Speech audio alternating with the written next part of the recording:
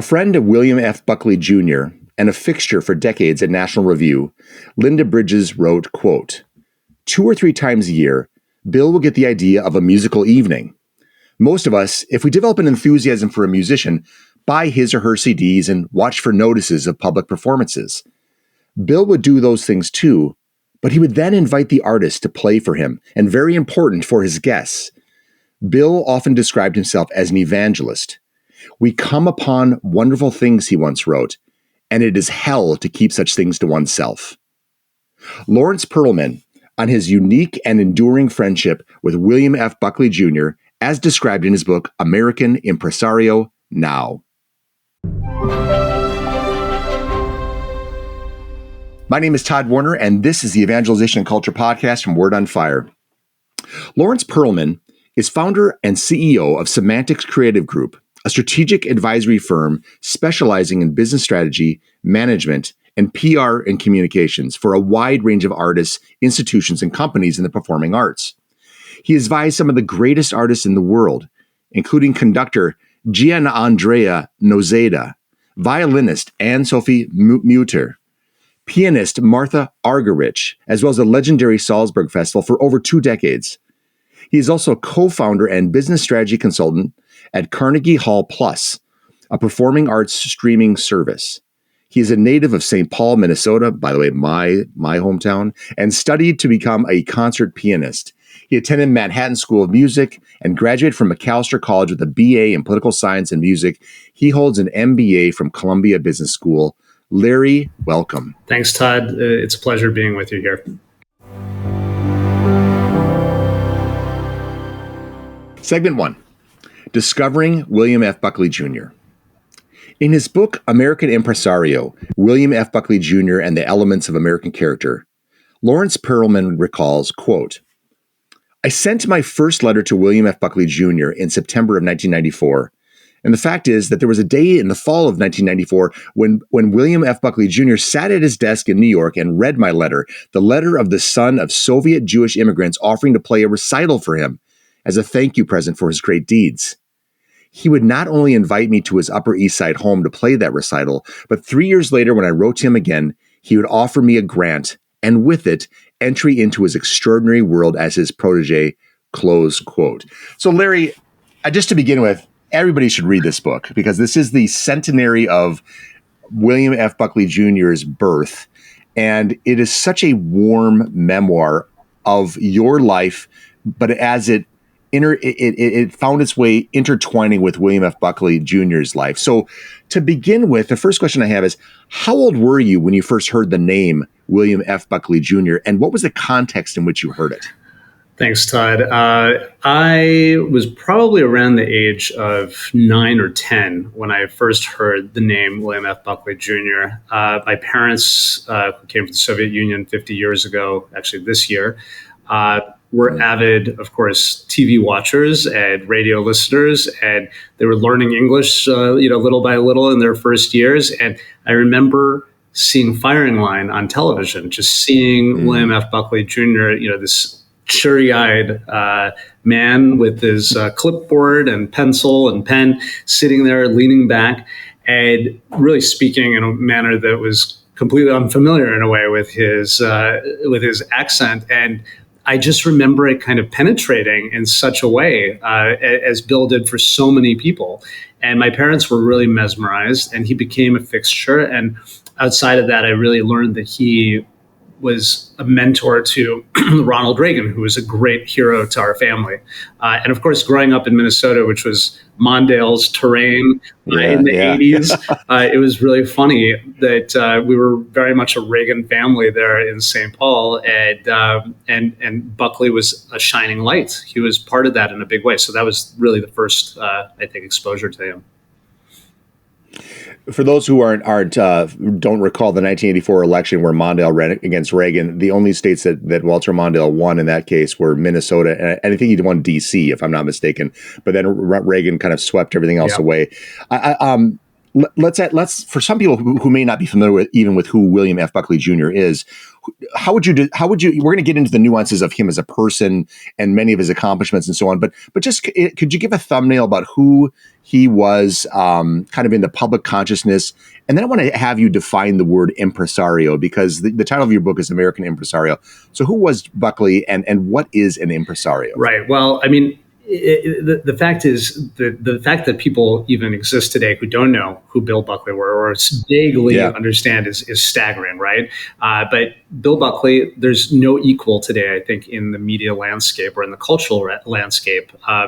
His claim to fame was a book, God and Man at Yale, in the 1950s after he graduated from Yale. And it was a real kind of treatise on what was happening in Ivy League at that point, which we look at today, it was a real canary in the minefield in terms of where religion was, where faith was in the Ivy League. And it became a cause célèbre. He was an enfant terrible, in the 50s.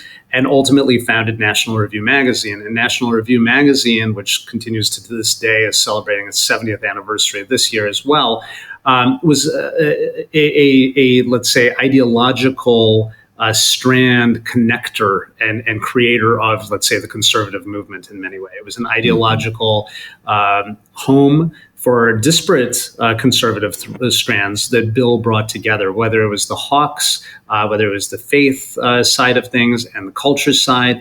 And he was known for pushing out extremist elements in the foundation of conservatism, especially, let's say, the anti-Semites or people the John Birchers, that kind of thing, who were accusing Eisenhower of being a communist, those kind of things. So Bill, although he was the most important, let's say, anti-communist in the 50s, 60s, 70s, and laid the groundwork for Barry Goldwater, it goes, and ultimately for Reagan, who was his protege, and credited really Goldwater and National Review for setting him up for the win in 1980.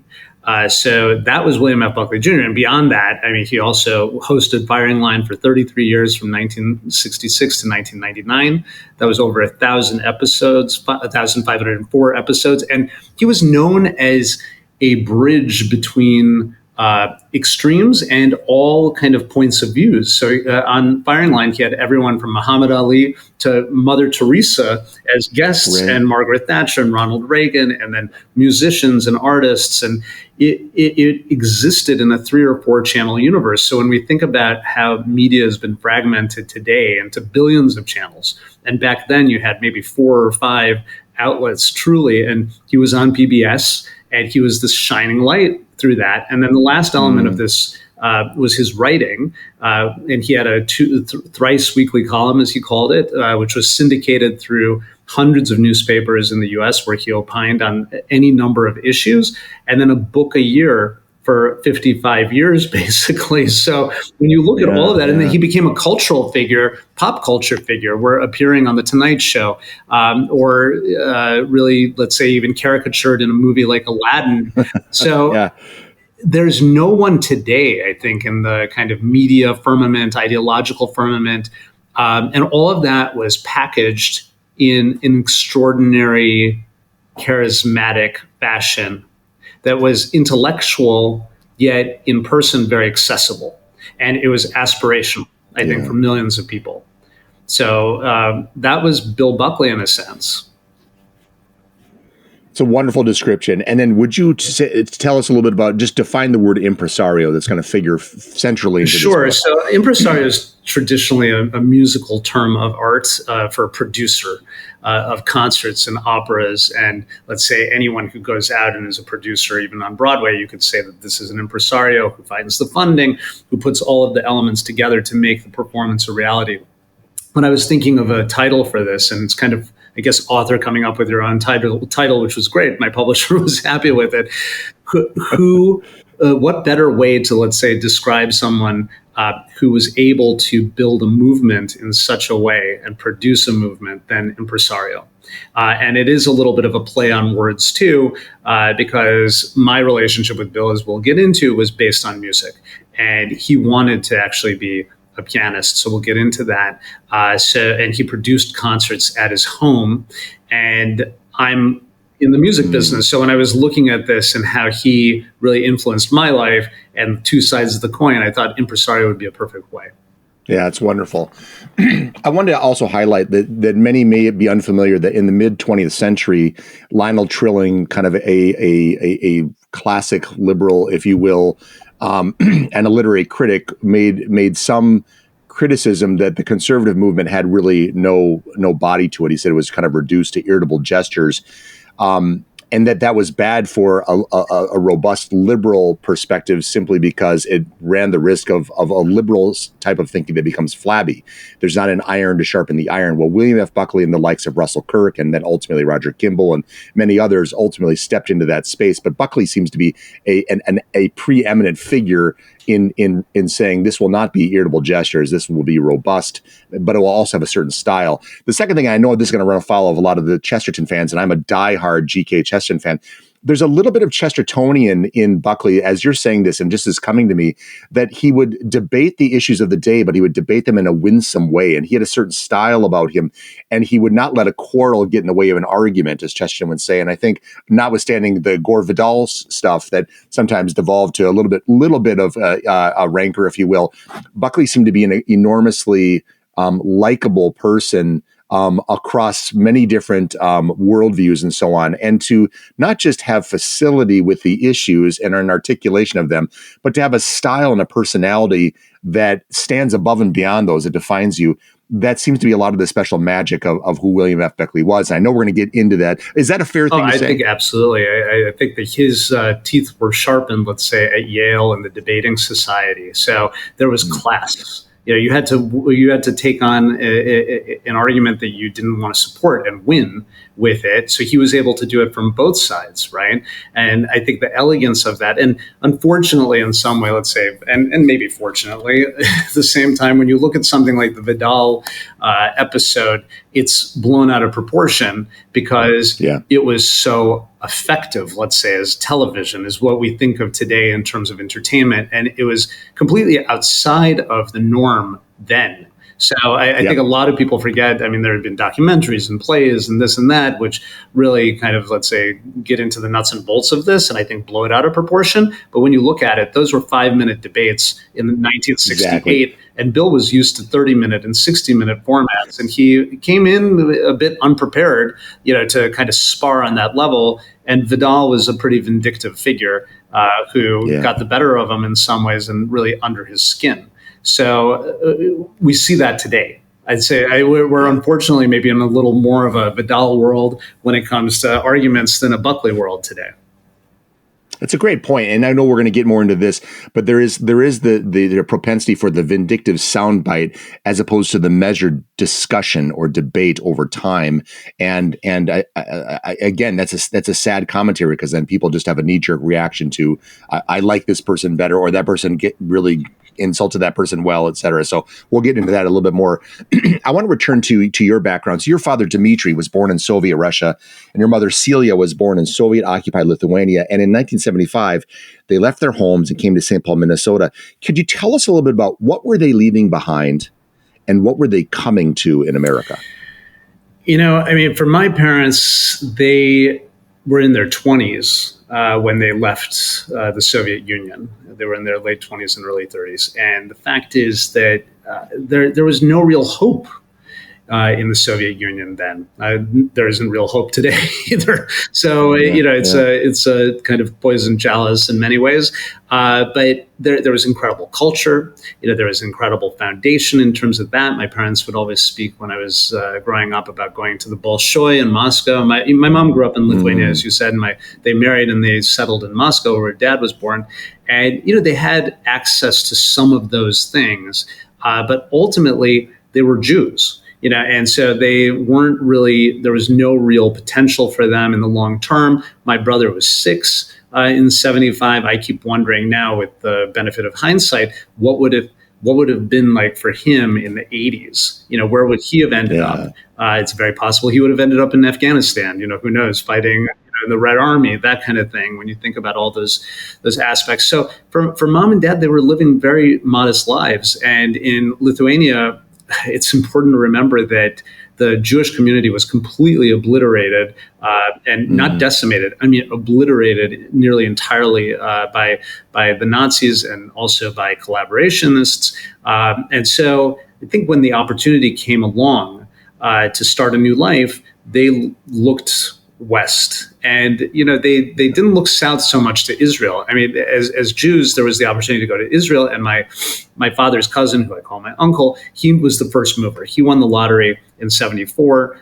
People read about this in the book, but there was the Soviet lottery where you were able to get out as a Jew, and America facilitated this in some strange fashion, through the Scoop Jackson-Varick Amendment, where, to open up some of these closed societies, it was kind of Jews for grain, or, you had to open up the floodgates a little bit. But that was with the stipulation that you'd end up in Israel. And so my family really looked to America as this shining place, to start a new life. And they made their way, of all places. They ended up in St. Paul. And what they were leaving behind was no real potential for their family and for their children and for extended family, and coming to a place where there was only potential.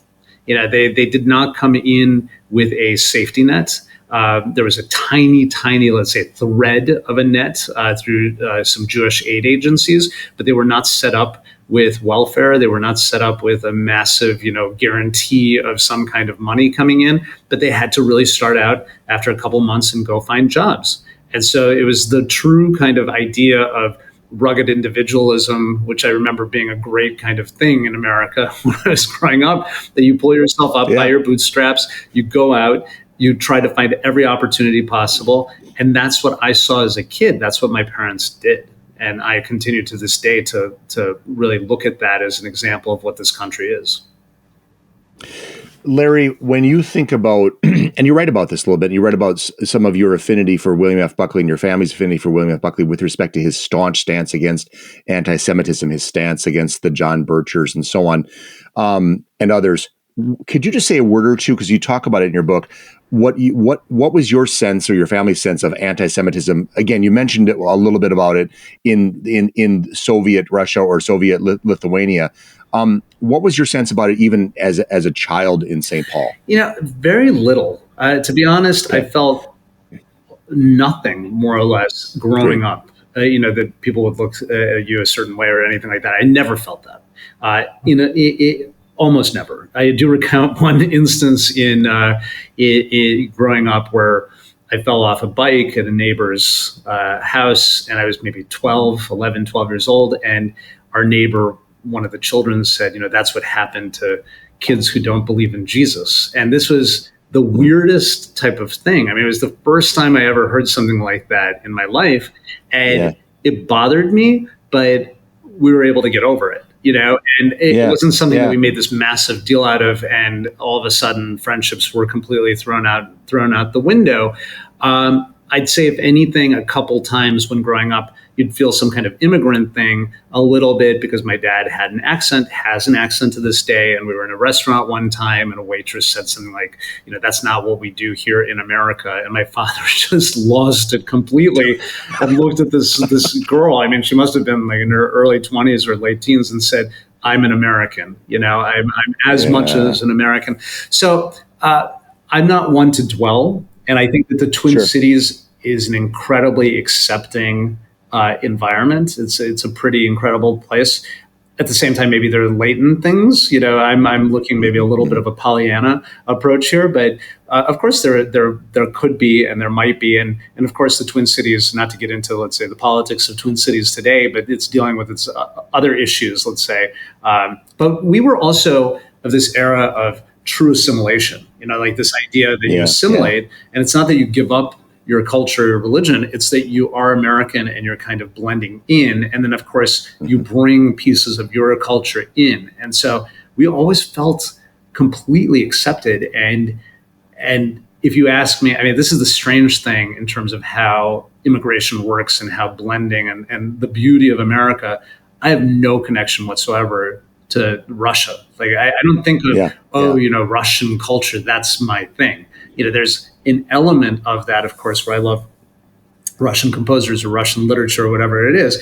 But ultimately, George Washington is my man. It's like when I think of America, I'm thinking, 1776. So it's an amazing thing in terms of what our society is able to do with that. And it says a lot about my parents. It says a lot about the community. In American Impresario, you write, quote, "During my teens, I practiced between 3 to 5 hours a day. The piano was the center of my life. I thought that the concert stage would be my future and dreamt of a major career. However, there was always a doubt in my mind," close quote. So Larry, tell me about how you fell in love with the piano. And then I want you to, if you would, describe the mentorship you received from your piano instructor, Yakov Gelfland. And there's one bit of wisdom that stood out among many. He says, without structure, there would be chaos. Tell us about your love affair with the piano and the mentor that helped you get a little bit to where you are. It did start, as many of these things do, with my mom, actually, because my mom studied to be a concert accordionist. She actually was a concert accordionist in Lithuania, in Moscow, and then came to America and realized there wasn't really a market for accordion, even in Scandinavian, and German stock Minnesota in some way. So she found her way to the piano as a piano teacher, and I showed an affinity for piano. That's where it started. And then I showed some talent and became really obsessed with it. And then, as often happens when parents see a glimmer of talent, they get excited. And I was brought to Yakov when I was 10. And he was the classic Soviet, or let's say Russian professor. He was trained at the St. Petersburg, then Leningrad Conservatory of Music.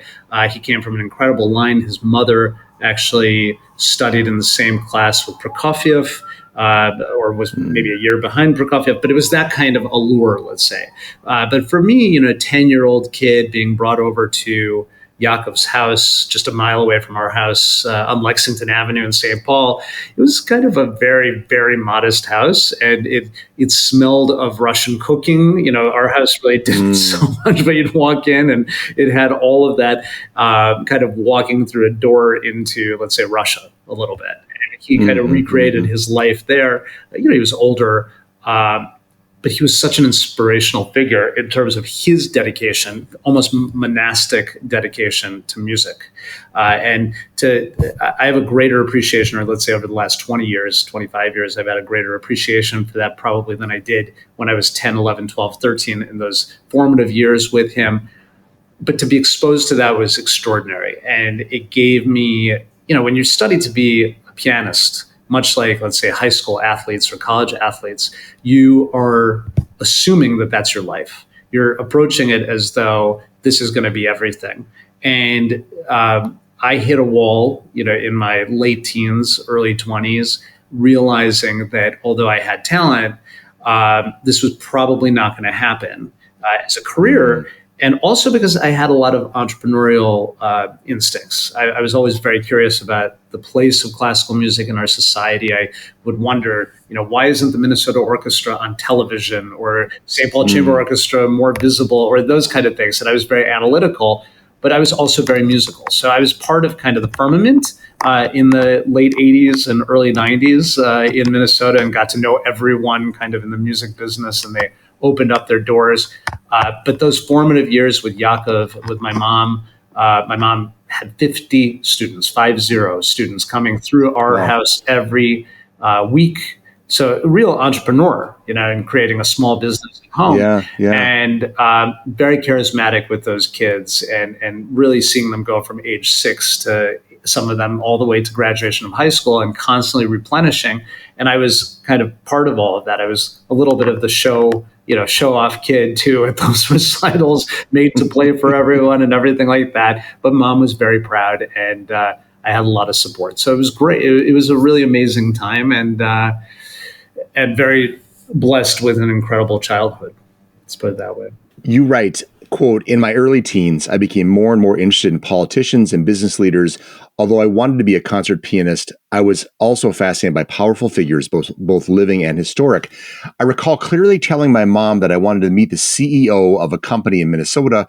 Her reply to me was simple: write him a letter," close quote. So needless to say, this, Larry, it's just fascinating because there's such a drive in you to just say, let's organically connect with people, and not only not just say that, to do it. And so this began a voracious appetite of letter writing and connecting with figures that you admire and from whom you want to learn.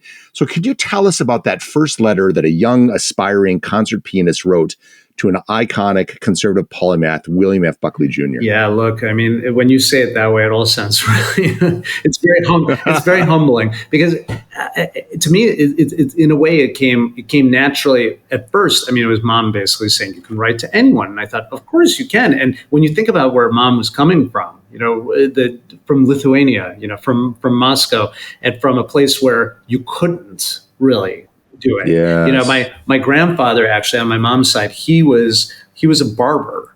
So he knew how to play a little politics, because he would have people coming into the barber shop, and he would know all of kind of the intrigue in a community and all those kind of things. And he knew how to grease the wheel, let's say, in the community as well. So I think a little bit of that was rubbing off. And for me, I did start out, let's say, in St. Paul before the Buckley thing. I wrote to Rudy Boschwitz, our senator, and I actually met Rudy Boschwitz. It was kind of an amazing thing, and it went from step to step. I remember going through a period of being fascinated by President Nixon. So I thought, why not write to Nixon, or why not write to Reagan, and who knows what might happen. There was this gathering in Washington, I think, of the 4 living Republican presidents. And I wrote to Dave Durnberger asking if he could do anything, our senator then, to maybe position me to play, at that gathering. And I got a letter back saying, that it wouldn't work out, or this or that.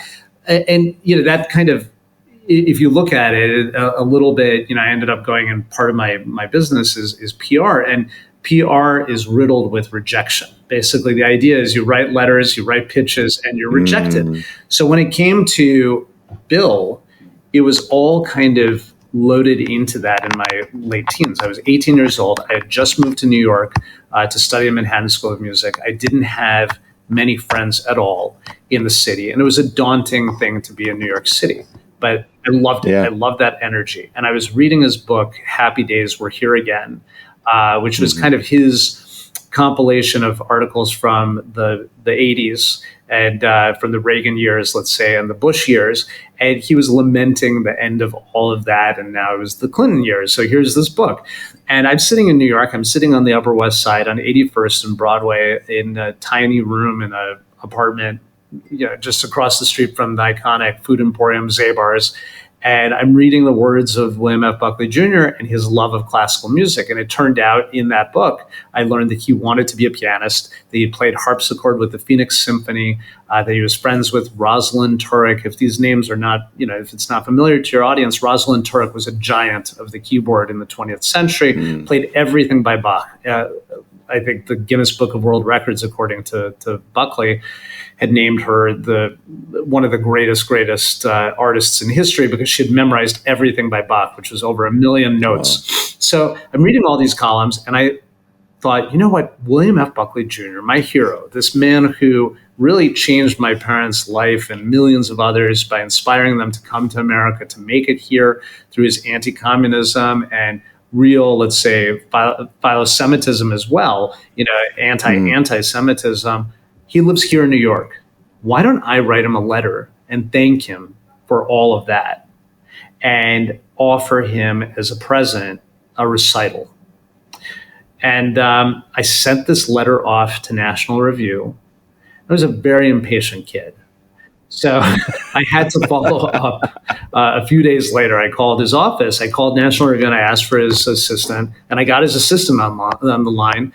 And she basically said she had no idea who I was or anything. And then when I said I'm the 18-year-old pianist, she said, oh, yes, we did receive your letter and he'll reply in due course. And she put the phone down on me. And a week later, I had a letter from William F. Buckley Jr. And as I say in the book, and I've said for many, many years, I mean, it was really kind of my Willy Wonka moment, my Charlie Bucket moment, when I saw that envelope in front of my door where my mail was left. And it was almost just shining there. I mean, looking back at that, it was kind of an amazing thing. And I opened up this envelope and I just thought immediately, this is going to be a form letter from his office saying he's Yeah, not available dear or friend. this or that. But in fact, it was a letter from him and signed by him inviting me to play at his house the following spring. So this was September of 1994. And I ended up coming to his house for the first time in April of 95. So you're walking on clouds for the rest of the month on that. Oh, I was walking on clouds for months and months. You know, it was something that when you think about it, to me, I mean, this is my life, right? So the average listener is going to say, okay, well, is that a big deal? I'm going to tell you, you know, when you think of who William F. Buckley Jr. was at that point in 1994, I mean, he was editing National Review. He was hosting Firing Line. He was a public speaker. He was writing a book a year. He was writing 3 columns a week. He was a society person. He was an intellectual. He was every single element of his life was occupied at that age of 69, right? Turning 70, but super, super active. And this letter comes in from this kid and he answers it. So what does that tell you about him? Forget about me. What does that tell you about him? I think that what's fascinated me in writing this book, I really came to this conclusion that he had a system set up in his office, which was driven by his faith and respect for the other person, for everyone. So any letter that came in had to be answered. It didn't mean that every single letter was going to result in what the letter writer was requesting or offering, but they got a reply.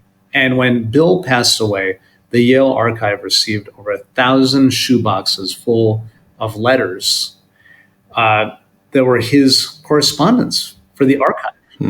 So he was one of the greatest letter writers of the 20th century. And here I was, this Jewish kid from St. Paul, Minnesota, sent off a letter.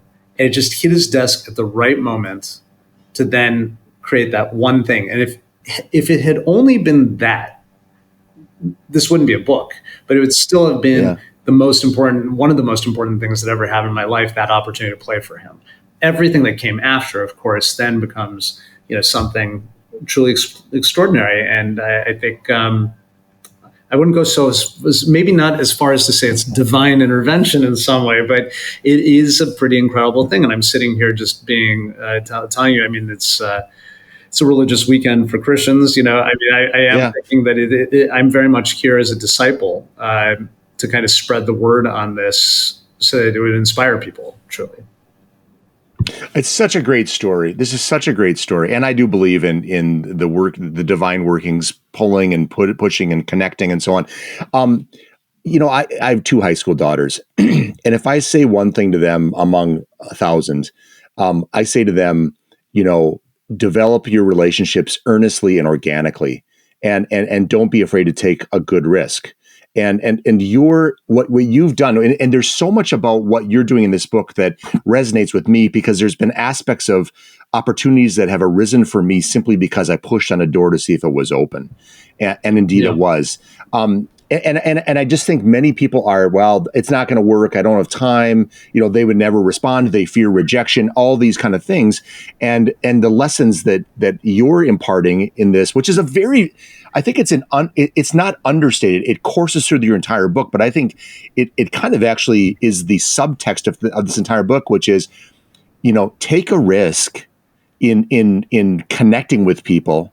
You know, ask and you oftentimes will receive, and then be grateful and cultivate the relationship, because that's what the human experience is all about.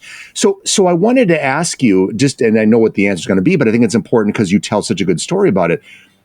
What's the lesson you've learned about taking a risk and asking, pushing on a door to see if it's open, striving to connect, learn, and grow from encounters with unlikely figures? What would you advise to a young person who's wondering, is it even worth my time to write a letter to somebody? Look, it can change your life. It's worth the risk. The only thing that can happen is rejection, you know, or not hearing. Yeah. But also when writing, it's not just asking for something, it's offering something. I think that is a key differentiator. So if you're just writing to someone saying, I need an internship or I need a job or any of these kind of things. I mean, I'm sorry to say, like, who cares? I don't want to be so blunt as to say everyone needs something, but what are you offering as well, right? So you're offering a different perspective, your energy, your work ethic, your vision. If you're a kid, or even if you're older and you have a vision, you're thinking, why is anyone going to care about my vision? Well, why should we care about anyone's vision? Ultimately, this is the great equalizer, right? I think that the American story is that we are, or we should be, all equal. And I believe we are. But whether you're rich or poor or middle class or upper class or whatever it is, as opposed to a society like, let's say, the English, the UK, where there is a very structured hierarchy. There is a very structured establishment class, and it is nearly impossible to break into that. And I think some people will say, well, in America, we have an establishment class. It's impossible to get through there. I totally disagree. I think what's extraordinary about this country is in one generation, you can jump to forget about head of the line. It's not like, oh, I'm better because I'm doing this or that. It's about opportunity. We create our own opportunity. We have to, this is the basic American tenet, that we create our own opportunity. The moment we lose that, we lose our country. And I think that I'm not a politician, I'm not a historian, I'm not a journalist, I'm not any of these things. But this book puts me in a different place. The goal of this book is exactly what you said.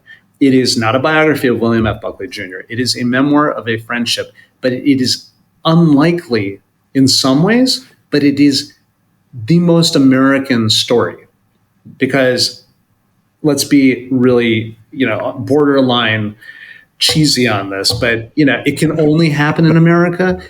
I think it's close to that. It is pretty much the American story.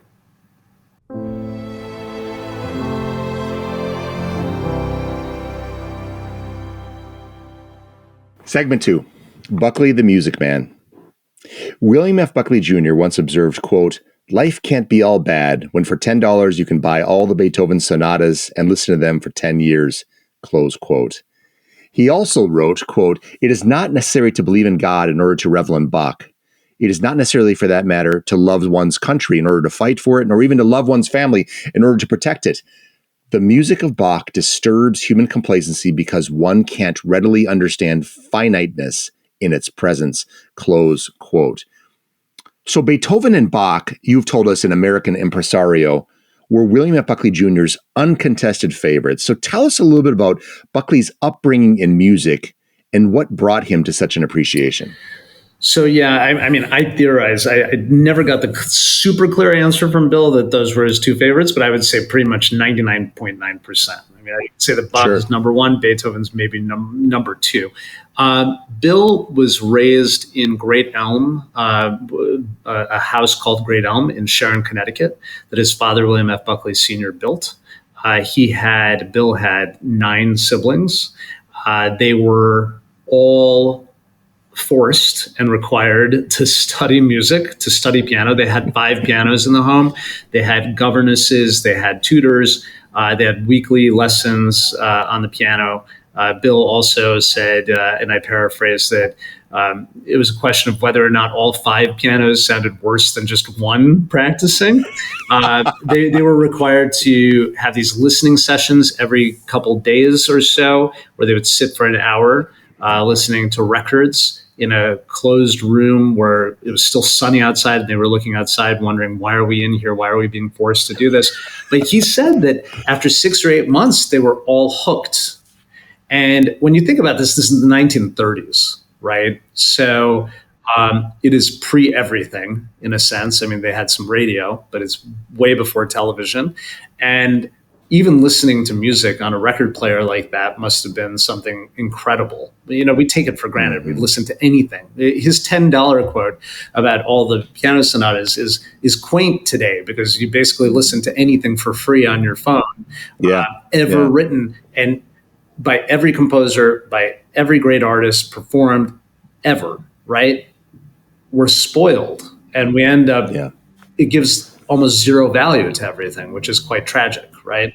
So for Bill, he was surrounded by this. And his father was not tremendously cultured, but he thought, you know what, if I have to give my children a great education, it means great culture. So that's the direction that he pushed his family.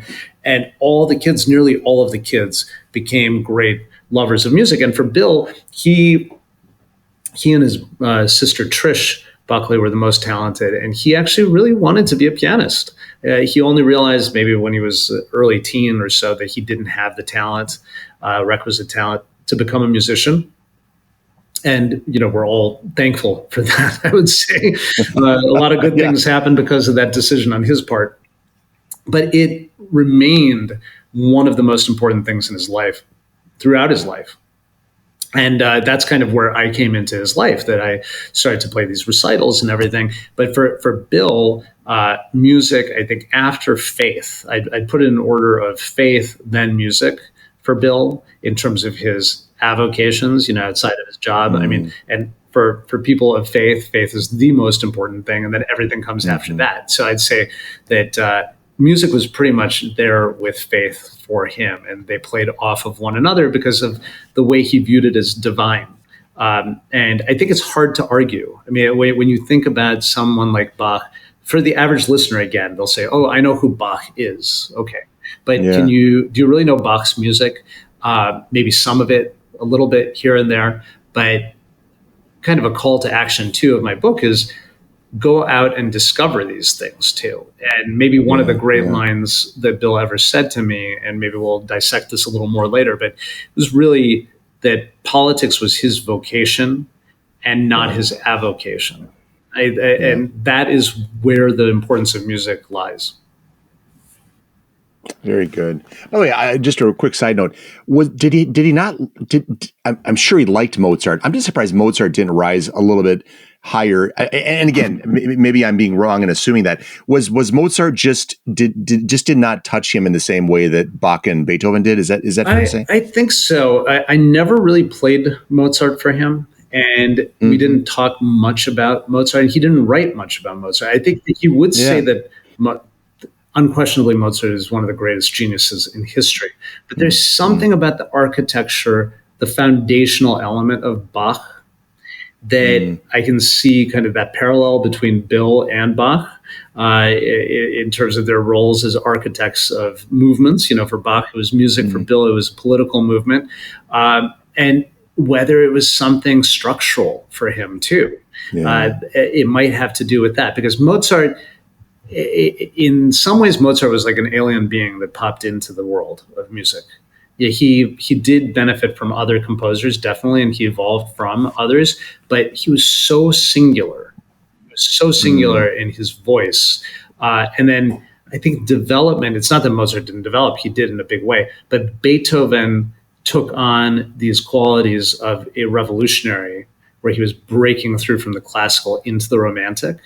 And in some ways, Bach was, let's say, through his liturgical or religious music, things like that, he also was this romantic. It was kind of, again, through religion, where he pulled on the strings of one's heart.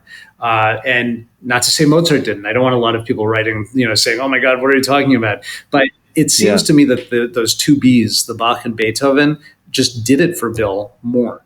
And there was a neo-Baroque aspect also to Beethoven, where he delved into fugues and masses towards the end of his life, and the late Beethoven sonatas, those kind of things as well, which were very almost ecclesiastical.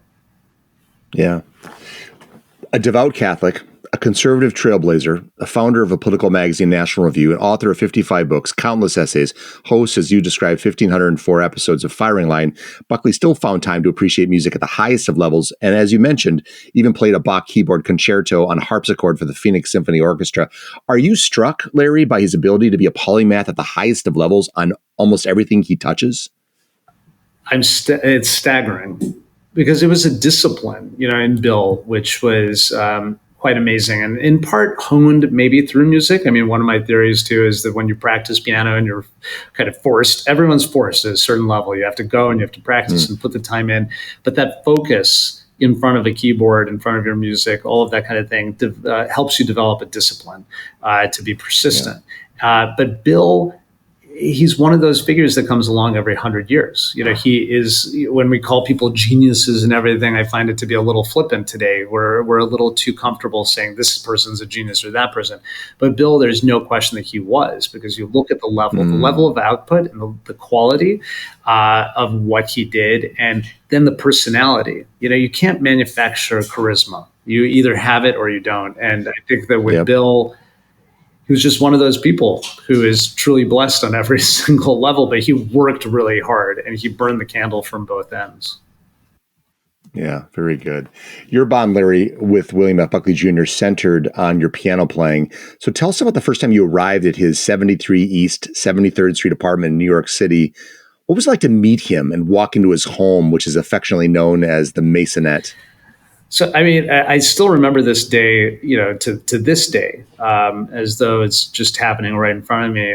To walk up to that building, for people who've been to New York or who have never walked on or even walked on the Upper East Side. The Upper East Side hasn't changed much in decades. It's very, very elite, to say the least, and you don't feel necessarily completely comfortable with all these buildings are iconic. And as a 18-year-old, I had just turned 19. This was 1995, going across the park and ending up at 73rd Street and walking down and wondering which building was his. Like, I kept imagining, we didn't have Google Maps then or anything. To look up these things. And I was not going to kind of go and stalk it out a few days before, but I was just walking along innocently about 15 minutes before, 10 minutes before, and looking. And then I realized, wow, this is it. This is this door, these iron doors, kind of Narnian doors staring at me. And ringing that doorbell was something incredible. What can I tell you? It was right out of a movie. And as I recount in the book, but I think people will get a kick out of this, that I really didn't know what to bring for the man who had everything. And a friend of mine out of the blue said, why not get some fresh squeezed orange juice for him? And I thought, fresh squeezed orange juice? What are you talking about? But he said, everyone loves fresh squeezed orange juice. So I went to Zabar's, which people aren't familiar with. It's one of the great stores in New York on the Upper West Side. And I bought 2 quarts of fresh squeezed orange juice, brought him over in this Zabar's bag. I ring the doorbell. The door opens. There, William F. Buckley Jr. is standing in front of me. He opened the door. And I says, hello. And I said, hello, Mr. Buckley. And I said, Mr. Buckley, I brought you something. And he looks at me and I said, it's fresh squeezed orange juice. And he just looked at me and he said, from Israel? And I said, no, from Zabar's, completely with a straight face. And that was really my first interaction with William F. Buckley Jr. Oh, that's great. So Patricia Buckley, William F. Buckley's wife, who is a larger-than-life character herself, would commonly quip, Bill married me for that piano. And she was, of course, talking about the Boseendorfer. Boseendorfer figures pretty centrally in the story because it's the piano you will play at Bill's home numerous times for the recitals you'd offer at the dinner parties and salon gatherings and so on. What is the significance of the Boseendorfer? And then what was it like to play it? So, for the uninitiated, everyone knows what a Steinway is. They'll say, oh, Steinway and Sons, everyone knows, because that's our American piano. It's the greatest piano, everything. For the initiated and for pianists, there's Boseendorfer, which is kind of the next level instrument. It's an imperial instrument, Austrian instrument, and it's known actually for having extra keys in the bass section, which can confuse pianists a little bit. And it's the ultimate kind of salon instrument. I'd call it almost the Vienna Philharmonic of pianos. So I hadn't played many Boseendorfers in my life, and here, to have William F. Buckley Jr.'s piano sitting in front of me and playing it with its ivory keys and dating back, as I found out, to 1927 or so, was surreal. And it was a really old piano, so I was I was trained to be able to play on any instrument possible. As Yakov, my teacher, would say, you can't complain about the piano. It's the pianist's fault if the piano doesn't sound good. So I try to figure out, like, what can I do? What can I do to improve the quality of this piano just through sound or voicing or little tricks of the trade in terms of touch and everything. And I was able to do that because I was a trained pianist, and I didn't complain because this was William F. Buckley Jr.'s piano. It was pretty extraordinary to be playing it. And as Pat would quip, as you said, she would say, Bill married me for that piano. And then I learned this was her family piano from Canada, from Vancouver, where she came from. And we can talk about that a little bit later. But to play on it was one of the great experiences of my life because it was playing for him. It was playing for Bill, for his friends, for Pat's friends, and also all those who came before me. So Rosalind Turek, who I mentioned before, she had played a number of recitals on that piano. It was kind of funny because she didn't love that instrument. She was a Steinway artist and she wanted a Steinway. And there's an episode of Firing Line. They did a lot of episodes together, but where she plays at the Maisonette. And she apparently, I had heard, wanted a Steinway brought into the house for an event or even for that episode. And Bill was horrified in a sense. Like, I'm not going to move my piano to bring another piano in. This is our Boseendorfer. You have to play on this instrument. So even the great Rosalind Turek had to play on this. And when he needed another piano for their house in Connecticut, in Wallack's Point, as they call it, in Stamford, Connecticut, she helped him select it. And Bill was always proud. He never forgot about this. He would say, Rosalind Turek selected that piano for me. He would always talk about it, that this was, so it must be great if she selected it. And the one out at Wallack's Point was a newer piano, and it was an easier piano to play than the Boseendorfer in the city. But pretty amazing on both fronts. What was the first piece that you performed for William F. Buckley? So I was in my first year at Manhattan School of Music, and I was preparing kind of my recital for that school year. And of course, Bach, I knew there would have to be Bach for Bill. So there was the Preludes and Fugues by Bach. I played the C-sharp minor Prelude and Fugue from Book 1. That was the very first piece that I played for him. And then I played Debussy's L'Île Joyeuse, Island of Joy. And finally, Franz Liszt's Transcendental Etude called Chasse-Neige, which is basically like a snowstorm. And it was pretty incredible to play for him. And then in between each one of those pieces, we just spoke about various things. So he asked me about my family. He even quipped about Whittaker Chambers. It was quite surreal for me because for your audience to understand, I mean, he was a giant. So those people who know who William F. Buckley was will say, wow, that's kind of amazing to have that interaction with him. For those who don't know who he was or will research this, to understand just who he is and to be in his presence, just as a kid walking off the street, was by far one of the most amazing things. But he was completely accessible and normal. And he was wearing a National Review sweatshirt. I mean, it's like everything, expectation versus reality. Reality was so much better even than the expectation. How great is that? I mean, so many times the classic is that the person becomes a complete jackass, and it's sort of like that was it seems like you said, he just grew larger. I mean, he grew larger in your presence in part because he was so much more accessible. He was so much more intimate, and it was just genuine. It sounds absolutely genuine. And when you think about the fact that 50 years separated us, and people at that age aren't looking generally for more friends, they're losing friends. They're with their family. They're not necessarily expanding their world. Bill was always expanding his world. And that's probably in part because he had many mentors growing up. So he had many proteges older in his later years, even throughout his life. I mean, he just surrounded himself with lots and lots of people. So, the letter writers were the ones who were also beneficiaries of this because he found so many proteges through that. I mean, if you look at it's pretty well known that people from Richard Brookhiser to David Brooks. It spans the ideological spectrum, and also people like Gary Wills and others. The fact is that most of those came through writing him letters and sending him articles, or he discovered them, and it's pretty extraordinary. That's what that says about the person. And I came in, on the musical side. I wasn't the kid who wrote an article for my school newspaper and then sent it to him, and he said, "Oh, this is great writing, and maybe you should be an intern at National Review." I think maybe I was the only young kid in decades who had written to him about music. So it stood out for him in a big way. One of the parts of the book that I was so intrigued by was how Bill watched you play. When you're sitting there playing, tell us about where he is sitting and what he is doing. He sat at the end of the piano. So most people sit and watch the pianist's fingers, but he sat on the opposite side at the end of the piano and at the tail of the piano and watched the pianist's face.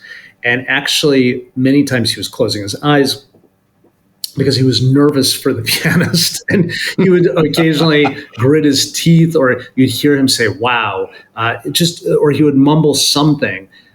And this was really a vicarious experience for Bill. I think the fact that he couldn't play at that level, or played at a higher level when he was younger, or aspired still in some ways, but he was mesmerized and blown away by what was going on. And, as Linda Bridges said in the opening that you quoted, people would go to recitals, but he would have pianists come over to his house and play these salons, which I then connected kind of these dots. Again, one of my theories is that he was recreating in these fortnightly dinners, as they called it, for the National Review crowd. Just for the uninitiated, again, the fortnightly dinner was after they put the issue to bed. They'd basically have these dinners, and it was a team building thing too. It was incredible when you think about it, because he brought everyone together. They would have this lavish dinner, and sometimes they would have these recitals. But I think he was recreating the great Elm experience that he and his siblings went through, where they really learned to appreciate music. Because some of these editors who I knew, they didn't really know much about classical music or really experience it that much. And I think he saw it as his responsibility to try to convert them a little bit into that, or at least expand their musical tastes.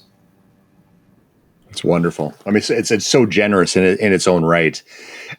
Larry, as the years would pass, William F. Buckley Jr. would invite you to these fortnightly dinners, which were frequented by the likes of National Review staff, thinkers like Roger Kimball, journalists like Sam Tannenhouse, statesmen like Henry Kissinger. You've talked a little bit about what you've played, and I also want to mention some of the list, the last three sonatas, Beethoven's last three sonatas, Bach's C minor and E minor partita, the A minor English suites, works by Chopin, Liszt, Schubert. We'll talk about the Diabelli a little bit later.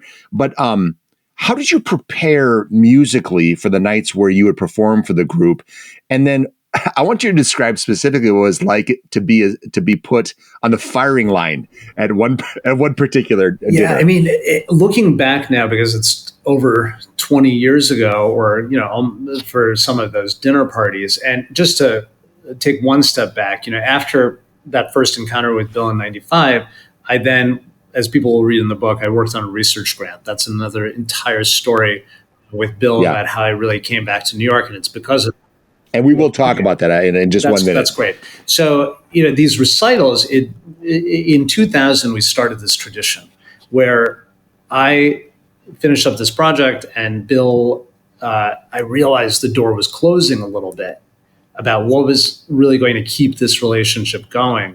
And I hadn't played for him in a number of years. So I said to Bill, I'd love to play for you again. And he said, "What are you working on?" And I said, "I'm working on this Opus 110 Beethoven Sonata, which is the second to the last, the penultimate Beethoven Sonata." He said, "Oh, I love that piece." So I said, "I'd love to play it for you." And he said, "When can you have it ready?" And I said, "When do you want it?" So he emailed me, this was December of 2000, and he emailed me the next day or that afternoon. And he said, "Can you play next Monday at the editor's dinner, the fortnightly dinner?" And I said, "Sure." And I had to practice. Really, look, I was in the music business at that point. I was not a practicing pianist so much, let's say, but I kept up, my fingers were in good shape. And so I spent the weekend, I probably practiced about 10 hours over the weekend to prepare and finish up that piece. And I played it on that Monday and it went really well. And so I said at that dinner party, Bill, how about you pick any piece you want within reason? You can pick really tough pieces, but no Hammerklavier, which is the toughest Beethoven sonata, because time sense, who knew if I could learn it? And he picked the Tempest Sonata. And so we started with that. And over the next 8 years, basically, every 6 or 8 months, he would pick another piece for me to learn. And I'd play at these dinner parties, which was pretty extraordinary. So preparing for it, I'd have a 6-month runway to learn a piece, or an 8-month runway while I was working my job or going to business school or whatever it was. And it was the center of my musical life to do that. And that was my friendship, was driven by music with Bill. And arriving at those evenings, I remember just how nervous I was, excited and nervous. And it was really the only time I was performing. I wasn't a performing pianist. So these were my nights. And Bill was always so excited. And he would prepare the piano. He would come over with me to the piano. And I'd sit down and just warm up a little bit. And then if you're not ready, nothing's going to change, 20 minutes before a recital. So you're actually only making it worse by playing too much right before the concert. So I never played before as guests were arriving. I just kind of disappear to the bathroom. Everything was Victorian in that apartment and it was very lavish and almost campy, because that was kind of Pat Buckley's style. And, for those who don't know, she was one of the greatest socialites in New York, but she was also friends with all the great designers, Valentino, Bill Blass. Every Oscar de la Renta, these were all her friends. And she was on the Met costume board, the Met Institute. She and her friend basically fundraised for the Met Museum, tens of millions of dollars. And so I was in that environment. In their apartment, which was 5,000 square feet. And the reason why it was called a maisonette was because it was on the ground floor. So it was kind of its own entrance. That it's a term of art. Yeah. And there I am, just kind of like a Forrest Gump type figure. Like, what am I doing here? But I was really Bill's friend. It was like that moment. I recount in the book that the incredible thing about Bill was it was Mr. Buckley, Mr. Buckley, Mr. Buckley. And then one day, he looked at me and he said, "Call me Bill." And that was really after I got my grant from him. And he said, "Call me Bill. I'll never forget that." And everyone who knew Bill Buckley will tell you their "Call me Bill" moment. Yeah, that's great. A "Call me Bill" moment. That's wonderful. And one of your chapters is named that, "Call me Bill." Tell us about, so here you are, you're meeting him, you're getting to know him, you're playing these recitals, if you will, these dinner parties. And actually, I am going to come back.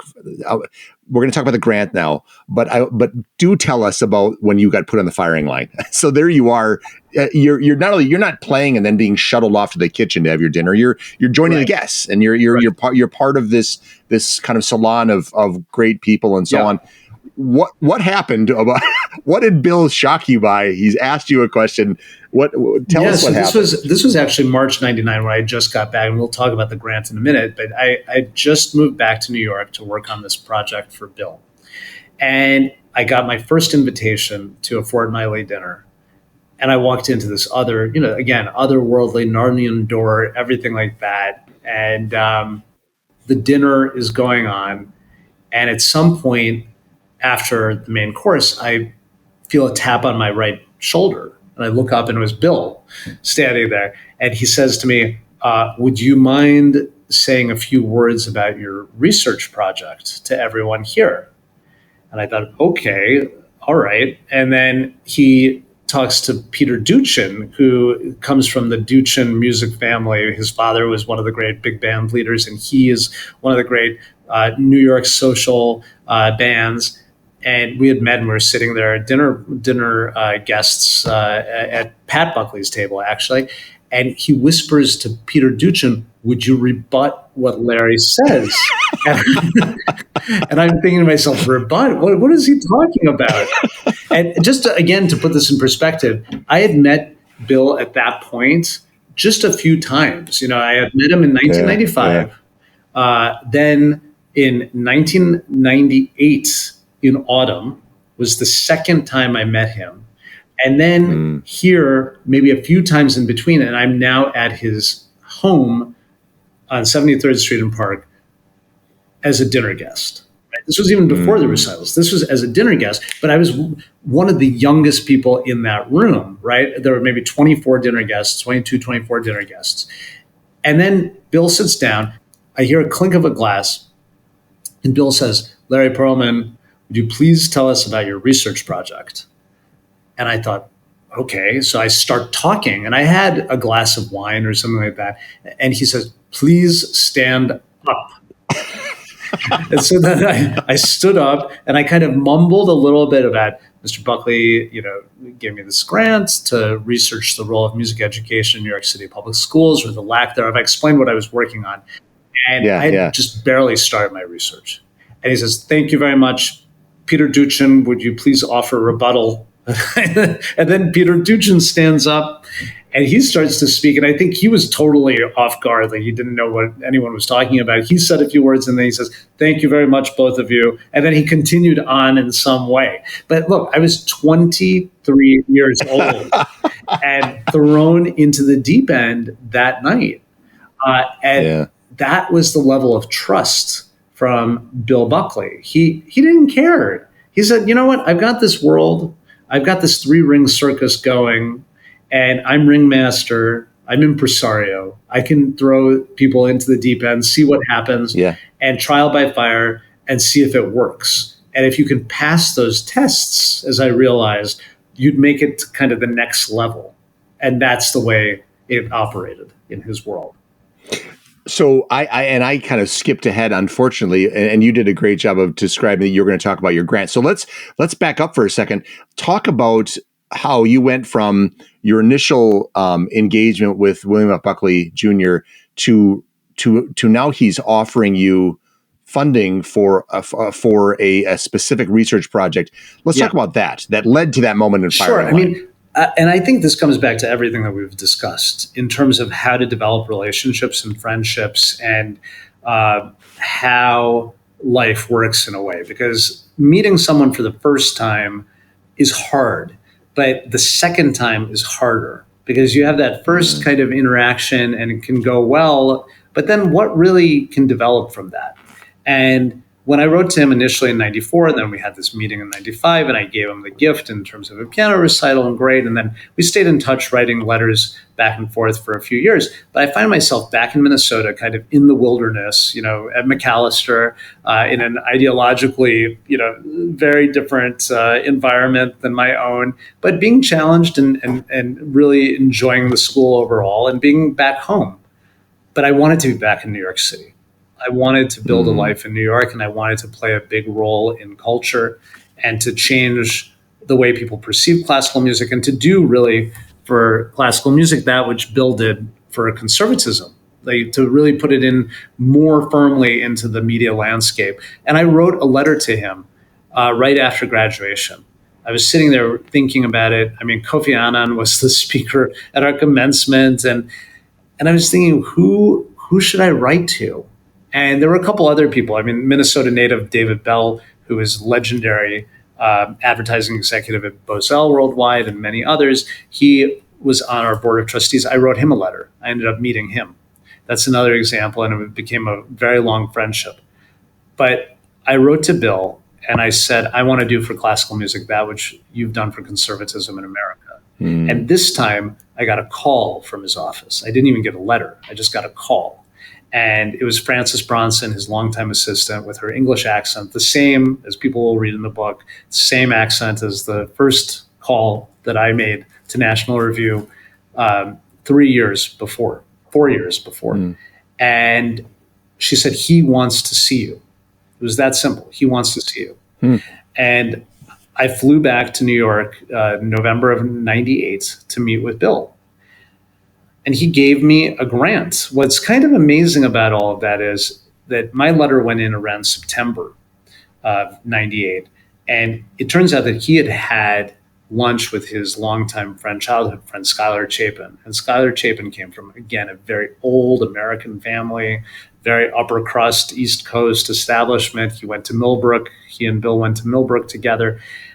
And Chapin had been general manager of the Met Opera, but now he was commissioner of cultural affairs for the city of New York under Giuliani. And he was a liberal, and that was the kind of multifaceted cabinet or mayoralty that Giuliani had in the late 90s.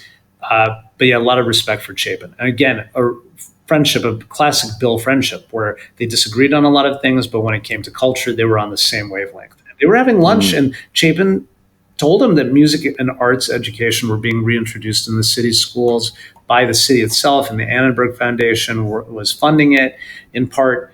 And Bill was blown away by the fact that 30 years of students hadn't heard the sound of Mozart or Beethoven or anything classical music in city schools. But it was all based off of this kind of thinking from Great Elm, right?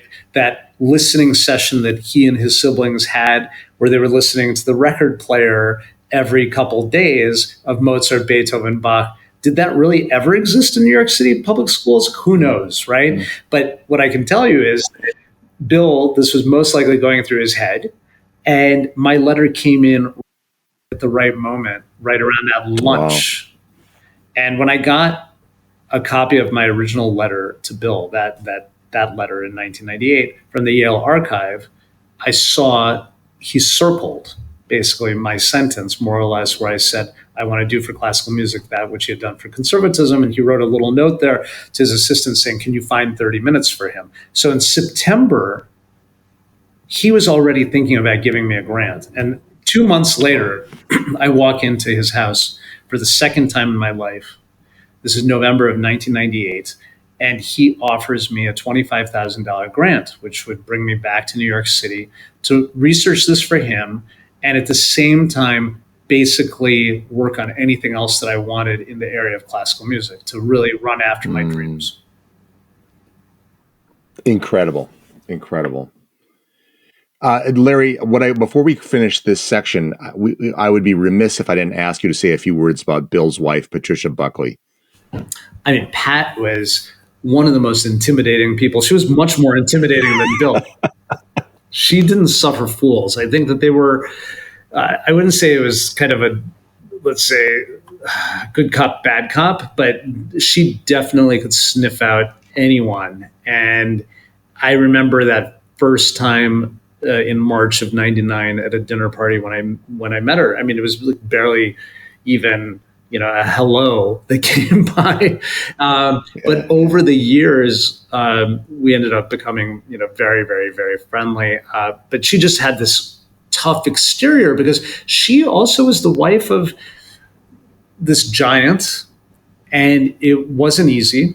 She was somewhat part of a gatekeeper as well, and looked out for him. But they had an extraordinary relationship, and it was an amazing love. At those dinner parties, it was so funny. They would call each other Ducky. And across the room, you would hear Bill saying Ducky and Pat would say Ducky. And this was a nickname that went back, decades and decades and decades. And everyone would just hear this kind of affection going back and forth. And Pat also, she was a big smoker.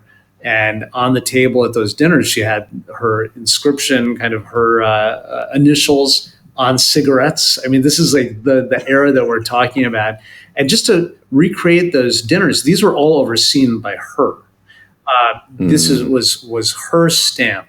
So again, growing up in St. Paul, middle-class family and everything, I had never been to a dinner party that had, I knew how to use, properly forks and knives, but I'd never seen a table with 3 or 4 forks, 3 or 4 knives, and then a finger bowl with a lemon kind of floating in there, and then 3 or 4 glasses per person, all this wait staff and everything like that. But these tables were what you would imagine. I mean, they were set to the nines. And this is all her mark, because Bill, in a way, Bill was, he was simple with that. I don't think he would have cared as much. Of course, he grew up in that environment, but he was a peanut butter guy. And I recount this in the book, that and this is famous. I mean, I would encourage people to look this up and to Google it, because there are a couple great articles. But Bill was obsessed with peanut butter. And I kind of paraphrased that he once said that, and he wrote about this basically, that if peanut butter were as rare as caviar, it would be served at Buckingham Palace. And at these dinner parties during the hors d'oeuvre portion of the evening, and there's this red room, the library, where everyone kind of convene, and there would be these trays of basically salami and then Ritz crackers with peanut butter and bacon bits, and that was kind of the staple of the Buckley dinner party. Occasionally there would be a shrimp or something else. I mean, again, as a Jewish kid, I wasn't kosher, but it was really funny. Yeah. They were so good. And kind of we did a book party here in the city. And we recreated these Ritz cracker peanut butter and bacon bits. But Pat kept all of that kind of running. And when she entered the room, everything became formal. You know, everyone, all these National Review guys, and all the staff and everyone's backs, spines kind of popped up. And she had a great friendship with Henry Kissinger. One dinner party which I attended, I was at the Pat Buckley table, and I was maybe 3 seats over from Henry Kissinger, and Kissinger was to her right. I was several seats to her left, and I just looked over and I thought, this is completely surreal.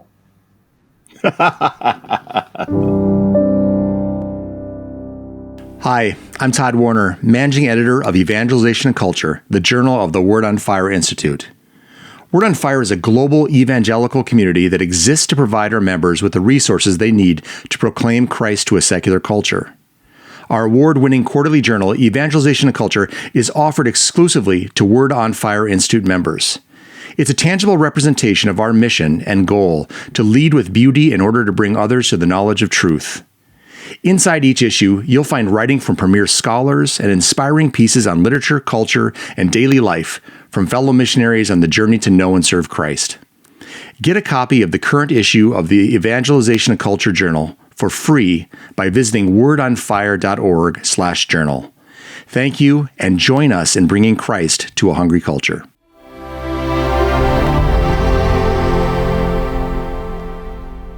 Segment 3, American Impresario.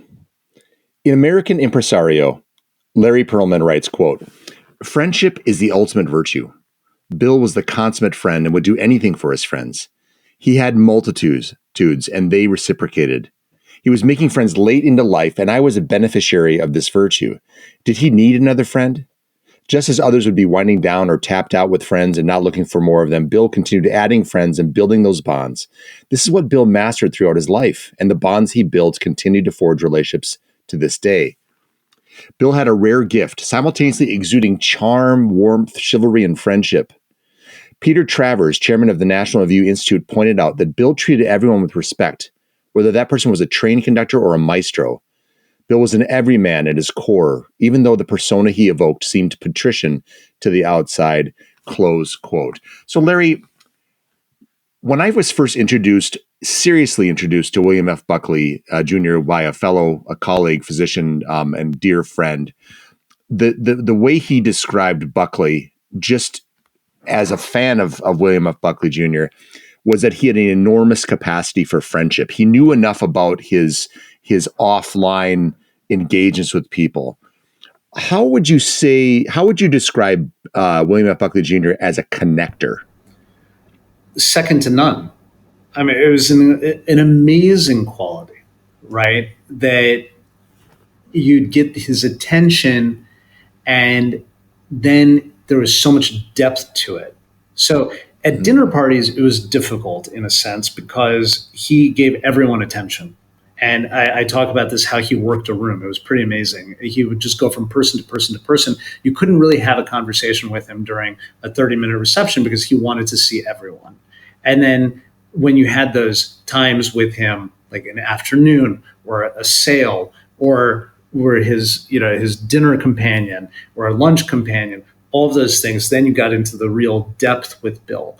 But also the aura and the connector was through the letter writing too. So he was so busy and he was doing so many things, but he found ways to keep the threads connected. And that is a talent, because what is friendship but the interactions that we have from time to time, and then connecting and staying in touch? Without the staying in touch, things fall apart.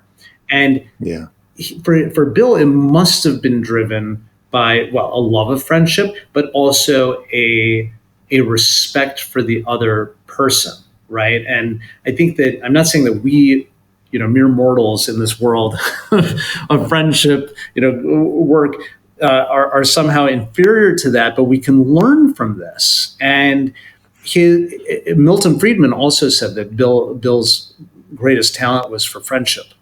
So, and I think today more than ever, we should look at the ideological component of friendship through Bill's lens, which was, there was no real ideological component to friendship. The friendship was based on so many other things than ideology. It was based on avocations. It was based on literature. It was based on art. It was based on music. It was based on sailing, on skiing, on all of these other things than politics.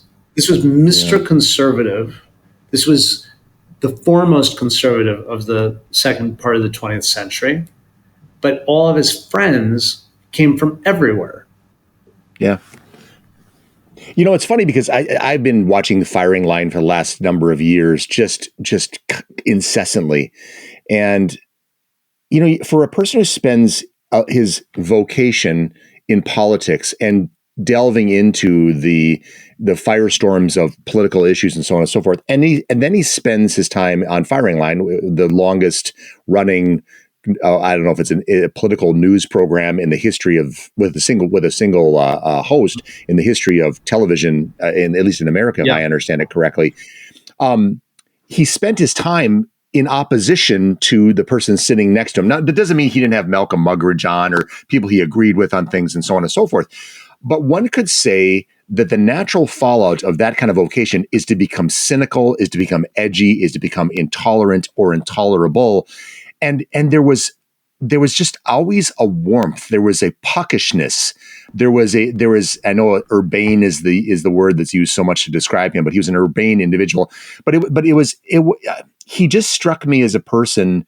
In watching his style in engagements, he didn't lose his cool. He was charitable. There were times where he could rebut somebody or respond in a more vicious way, and he dialed it back and shifted in a way. So it's striking that someone could be immersed in a field or a vocation that could turn you to the dark side, and yet he perpetuated the lightness of it. Is that a fair assessment? Yes, I think so. And also he was curious. I think he was curious why someone would think that. Look, we all walk on this earth, right? So it's kind of trying to understand, how can you possibly think that and be on that side? But at the same time, as I said earlier, he was a trained debater. So if necessary, he could take that person's side too, right? And work on that as well. So he was a shapeshifter that way. But he had respect for other people's ideas, ideologies, let's say the right to have a different point of view, not that they were necessarily right, of course. Right. And then, the dangers of something like communism or other ideologies, and where Bill, there was probably a step where he wouldn't go in terms of a guest as well, let's say. But I think he would even he had discussions with everyone pretty much. I mean, he had Allen Ginsberg, the poet, on, the beat poet. I mean, there's a famous kind of clip of that, and you can find it on YouTube, where Allen Ginsberg starts to do the Hare Krishna, and Bill's just sitting there watching this with amazement. It was great television. And he was a great entertainer too, right? So he knew the importance of ratings. He knew the importance of his persona. And I think that it was always about curiosity, creativity, inquisitiveness, all of these aspects that drove him and that kept him interested in meeting people all the time. Richard Brookhiser recalls how Buckley sent him a $10,000 check to help with the winterization of his dream home.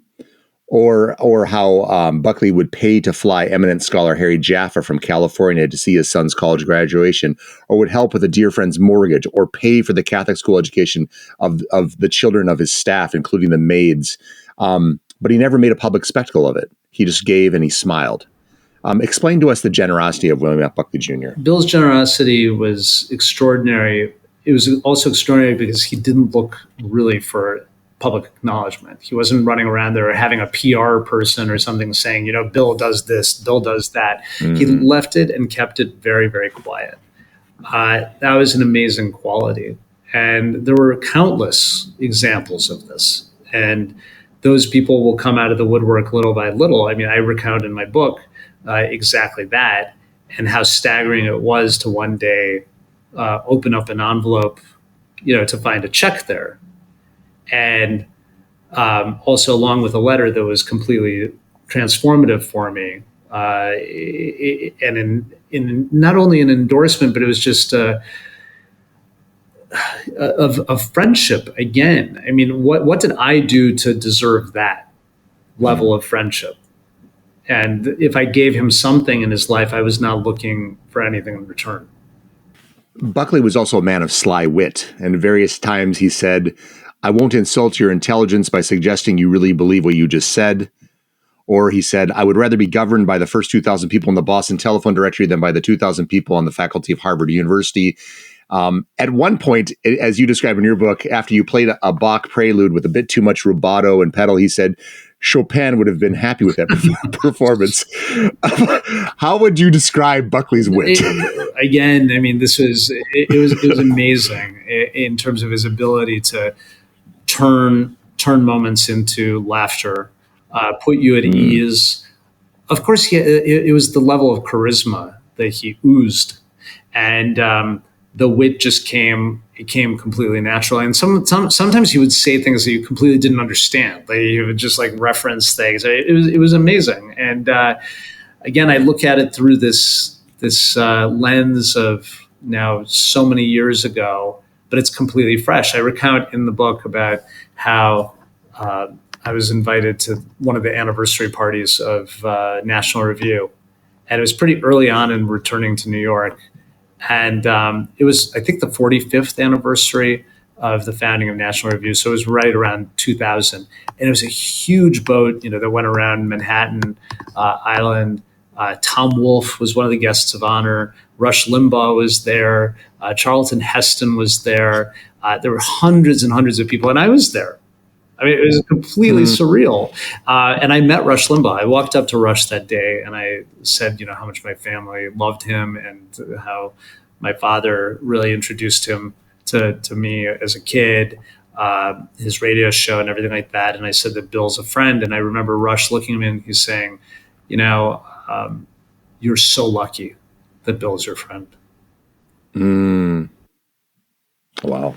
Once when he was dining with you and Roger Kimball, Buckley produced 2 CD recordings of Bach's Goldberg variations played by pianist Simone Dinnerstein, which William Buckley Jr. called the greatest recordings of the Goldberg variations that he had heard in his entire life. What did you do next? Well, to hear Bill say this is the greatest recording of the Goldberg variations was quite something, because he had heard the Goldberg throughout his life, and it was probably his number one piece in many ways. And Rosalind Turek had played it at his house. Fernando Valenti, one of his great friends who was a harpsichordist, played it at his house. Other pianists and harpsichordists had played it, and I think he just didn't expect at that point in his life. This was 2007, after a long illness. Pat had passed away in April of 2007. And here Roger and I were visiting him for the first time for me since his illness. It was, I think, September of 2007 or so. And he slid these 2 recordings across to us. And I had heard of Simone, and I knew of a few tracks from this because it was being shopped around by her manager. But from those few tracks, I thought it was very nice, but I didn't expect something like that from Bill. So I said, Bill, wow, if you're saying that, and just like without missing a beat, I said, would you like her to play it at your house? And I didn't know Simone. And Bill kind of looked at me and he said, can you do that? And I thought, quickly, just calculations going through my head. I was thinking, can I do that? I mean, I met you. I mean, how hard can it be to meet her? And I said, let me see. Let me reach out to her manager and see what's possible. And he said, oh my God, he was just kind of blown away. And I said, let me see. So that afternoon, I called her manager. I got an assistant on the phone, and I explained who Buckley was. I said, why don't you just Google him? And the ask is this, that if Tanya was her manager, Tanya Dorn, never met her. I said, let her manager know that William F. Buckley Jr. would like to invite her to play the Goldberg Variations at his home. And explain this is an honor. Rosalind Turek did it. Many others have done it. And this is an iconic American figure, and it would mean the world to him. He's getting over illness and everything like that. And he considers this to be the greatest recording he ever heard of this. And I've played recitals, et cetera, et cetera. Within an hour, I got a call from the manager saying Simona wanted to do it. And it turned out, I mean, again, one of these kind of coincidences or divine intervention in a way, that Simona knew who Buckley was because she had listened to a recording of Rosalind Turek's while she was giving birth. And she knew Rosalind Turek had recorded that at Bill Buckley's house. Oh, wow. So it was kind of a collision of all of those things. And 1 month later, Simona Dinnerstein was playing the Goldberg Variations at a fortnightly dinner at 73rd and Park. And to your point, Larry, look what you offered him. You did, I mean, a cold calling kid from St. Paul, Minnesota, who would write a letter or make a call because his mom at one point said, write a letter. And you had this sense that I can push on the door. I can push on the door and see if it's open. And again, this is a lesson to me and so many of our other listeners. You like you said before, you don't just have something to ask of somebody like William F. Buckley Jr. in your friendship. You have something to offer. And I just thought that was such a wonderful, and obviously he was taken aback by the notion that was something that someone would do for him. So it's a wonderful act of friendship on your part. Yeah, listen, it was the least that I could do, right, for everything he had done.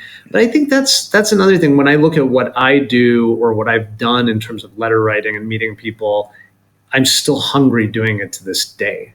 And I think for Bill, friendship came so naturally, and things that he was doing came so naturally. He didn't think that it's such a big deal. Like, it was just happening, right? Because it was part of his character. I think for young people, I really want this book to be read by all generations, but especially by younger kids who are now, even texting is kind of a foreign thing. Like, they're chatting incessantly in such an informal manner, and maybe not fully grasping the importance of communicating in longer form, developing a longer relationship, finding someone who's older, a mentor, and whoever that is who can inspire them and potentially help them, but also how can they, as young people, help older people? And this is the breakdown in some ways in our society. And I think that one of the big goals for me with this book is to get into people's heads about how important this is, and not say, oh, how quaint, you wrote to some old guy and whatever. I mean, it's not, it's so much more. I mean, we have to respect our elders. We have to look up to them, because someday hopefully we'll be elders to someone else. And this is probably one of the issues that we have with a very youth obsessed culture as well. People are living longer lives than ever. They're having second, third, fourth careers. When you look at Bill, what he was able to do into old age, but also the flip side, that he made way, he made way for the next generation too. So, my gifts to Bill were minimal compared to his gifts to me. But that episode with Simona, it was so meaningful, I think, to him to have in his home that recital at the very end, what turned out to be really the last fortnightly recital in Manhattan. And it's pretty emotional. I think that when people read that chapter, I've done a little public reading on it. It's really hard for me to get through that section because there was something that was a real end to a tradition that had started so many decades before. And to have been part of it was a great honor. Tell us about one of the last works you intended to perform for William F. Buckley Jr., Beethoven's Diabelli Variations, and specifically, why did he want you to play these? This opens the book and it concludes the book. Why did he want you to play these, and why did you initially resist? Well, the Diabelli Variations are some of the most difficult variations. It's one of the most difficult pieces in the piano literature, and by Beethoven. It was a work that I didn't really like when I first heard it as a teenager, and I didn't listen to it really since I was a teenager. So when Bill, he kept bringing it up, and later in our friendships, I'd say like in 2006, 2007, he was bringing up the Diabelli and brought it up really frequently.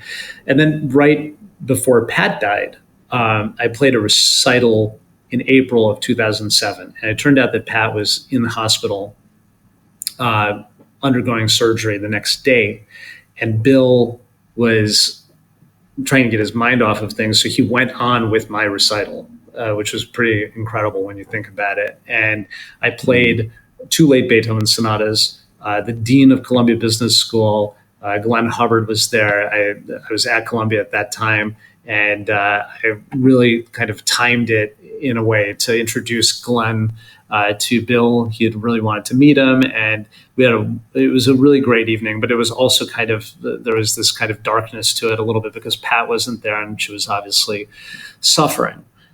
So after that dinner, I said, Bill, you have to pick another piece for me to learn. And he said, how about the Diabelli Variations? This was our tradition. We would always have that conversation. And I said, Bill, I hate the Diabelli Variations. How about the Liszt Sonata? And he said, I hate the Liszt Sonata. And I said, so let's think about it. We agreed that we were going to think about it. We were a little bit of a standstill. And then Pat died. And then Bill became ill in the summer of 2007. So I bought the score to the Diabelli Variations, and I started to go through it and think about it, and I started to see things in it. And I said, you know what, I'm going to do this. I have to do it because who knows how long Bill has. And I really want to play this for him. So I learned it in the summer of 2007. I spent quite a bit of time. I was in business school and I was traveling for some work and everything. But I found some time, and we got to autumn, and I wanted to try it out for him, parts of it. And he invited me to his home. And that's when, it was after the Roger Kimball lunch that we had. So October, November of 2007 or so, I came out for a weekend there. And it was amazing. Bill just said, come and practice. And we had dinner and lunch and everything every day for about 2-3 days. And it's just like, imagine that. And just imagine having that time, right? And I played for him, and then we found some of these other, not to get into all the technicalities here, but Diabelli was a publisher in Vienna, and he wrote to 50 composers. Letter writer. He wrote to 50 composers, inviting them to each write a variation on his waltz that he composed. Big ego of that guy. And Beethoven was one of the composers, along with a young Franz Liszt and many, many others, and a lot of forgotten composers. And Beethoven resisted. He was kind of like, I don't really want to do this. But he took 4 years and he wrote 33 variations. And it became his magnum opus. And here I am, a little bit in the history of this work. I'm practicing it at Bill's house. We find in his music desk a book of other Diabelli variations. So these were the variations by other composers. So I started to sight read them for Bill, and he was just mesmerized by the whole thing. And then I ended up playing it for him the week before he passed away. And people will read about this. It is, I think when you look at the arc of this friendship, it's something that is still mind-boggling to me to this day that it ever happened. I think that's what we do. We put down notes, we put down, write a book as disciples, in some ways here to show proof of something, right? But the arc of it was really very, very special. And what turned out to be the last gathering of his siblings on the East Coast was what the book opens with. And my mom happened to be in town, and she came along with me, and I played it. This was in February of 2008. So we're talking about 17 years ago now. But it remains as fresh in my mind's eye as it did then. And to be able to have given him that gift of playing the Diabelli for him with his siblings, with Trish Buckley there, who is the other great lover of classical music. And she passed away not long after Bill. And then also Linda Bridges, I think she was there too. But the siblings who were there also included Priscilla Buckley, who was the longtime managing editor of National Review, and James Buckley, who is the former senator and federal judge. So again, take that idea. This all started with a letter in 1995, and it's ending in 1998 with this. And we kind of climbed this mountain together, and it all ended a week later. You know, you mentioned, by the way, I can't go without asking, what was the look on his face as you played the Diabelli for him? I mean, he was so happy, you know, because look, he was at that point, oxygen machine. He was a little overweight too because of some drug that he was taking for his maladies, but he was still the Bill Buckley that we knew, you know, that I knew. And I say this in the book, I'm a half glass full person. You know, that's what I am. That's what I am. And he was just happy. He was happy to get what he loved.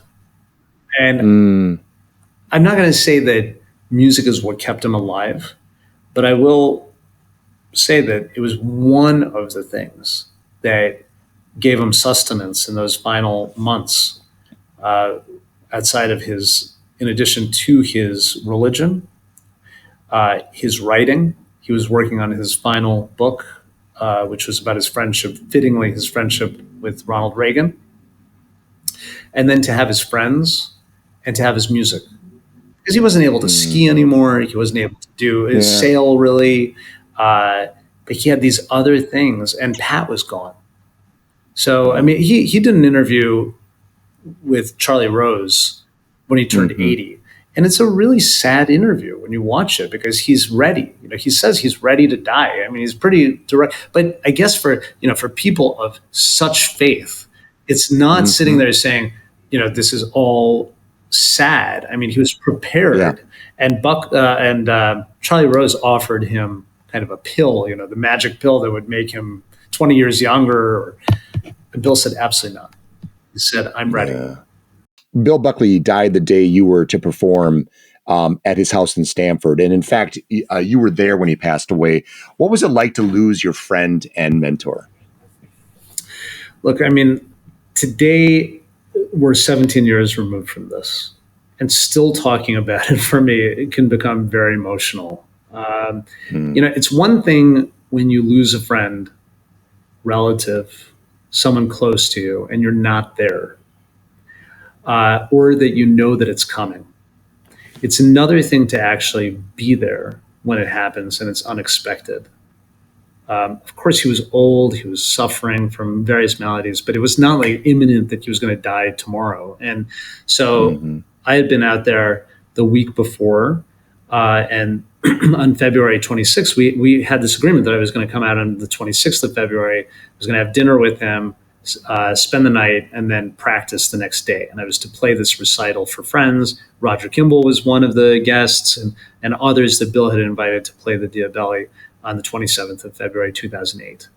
And I had this incredible dinner with Bill the night before. He was completely lucid, and he was, you know, he started with vodka and caviar. It was kind of surreal that, here Soviet Jewish kid, and Bill said, "Would you like some caviar?" And it was really great, red caviar. And he said, "Would you like some vodka?" And we had never had vodka together. I said, "Sure." And he pushed a button, and all of a sudden they came out with the vodka, the chilled vodka, and then we had wine, and then we ended with cognac, and there was everything in between, and his dogs were there. I mean, it was like you'd write a movie script about this. I mean, it's pretty much there. You have the Cavalier King Charles. Yeah. Everyone who knew about Bill Buckley knew that he loved Cavalier King Charles Spaniels, and he had them there. They were at his feet. He was feeding them like chocolate chip cookies, whatever. I mean, it was pretty amazing. And we were playing. I brought him a Beethoven Piano Concerto No. 4 CD with the great Arthur Rubinstein playing, and it was coincidental. Bill said, "This is my favorite Beethoven concerto," and I actually heard Rubinstein play this in the 1930s in London. So there was just a lot of finishing touches here in that evening. And the next day, I was practicing in his living room on that Boseendorfer that Rosalind Torek had selected. And Bill was in his study writing. I didn't see him that morning. I heard his footsteps. And his staff had told me that, he was out there writing. And I went upstairs to change sweaters. And Bill died. It's one of those things where, you hear screams in a house and you don't know what it is. And it's something out of the ordinary and doesn't belong. Yeah. And I ran down the stairs, and it was one of his maids crying, "Padre, no more, Padre, no more." And, without it, people will read about it. So the fact is that to have been in the house, to have had the expectation of, let's say, doing the recital that evening, but more so having the closure of the evening before, of having been the last person to actually dine with Bill, and to have seen kind of that, let's say, that page turn from life to death, from present to past, was tremendously powerful. And it took, to say that I'm fully recovered from it. I mean, it is what it is. I mean, but the fact is, in those first weeks after, it was something that was tremendously difficult. And but outside of difficulty, I'm honored. I'm honored by the fact that we had that friendship, and that I was able to be a part in a small way of his life, and to be able to be a messenger on his behalf and on behalf of his virtues and his greatness for many other people, to know who Bill Buckley was and what he did for so many. Forget just me, but for so many. And to use this as an example for our lives in some way of what we can do for others, for people that we can bring into our lives and connect. Larry Perelman, pianist, Buckley protege, and impresario in his own way. Thank you so much. It's been a pleasure talking with you. Thank you, Todd. It's a great honor to be on your program and to be able to communicate this with your audience.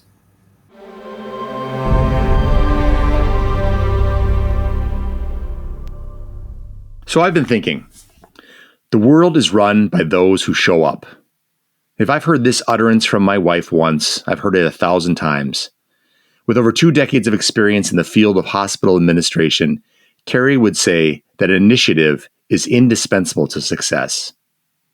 Without doubt, in his book American Impresario, Larry Perelman embodies initiative. Now, to be sure, Larry impresses with his exquisite pianist's discipline to play some of the most sublime and challenging classical music in the world. And he inspires with his intelligent charm and his boundless gratitude. But what most impresses me is Larry's willingness to write letters, make calls, knock on doors without fear of rejection or embarrassment, to see if he can make a connection, seize an opportunity, or close a deal. My father used to counsel, "Nothing ventured, nothing gained." And in the Aeneid, Virgil wrote that fortune favors the bold. And still another anonymous sage once insisted, "If you don't ask, you don't get." Now, of course, following any of these dicta is not a recipe for a quiet, comfortable life, but it is a map for exhilarating adventure and unparalleled opportunity. When Larry Perelman expressed a desire to meet a particular Minnesota business CEO, his mother simply and frankly advised, write him a letter.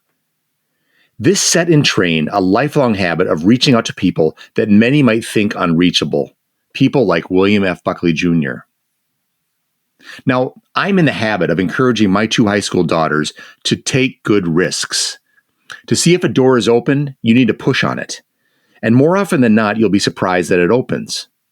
And the people on the other side of that door are often surprised and impressed when they encounter a genuine person of enthusiastic initiative, earnest hustle, and dedicated follow-through.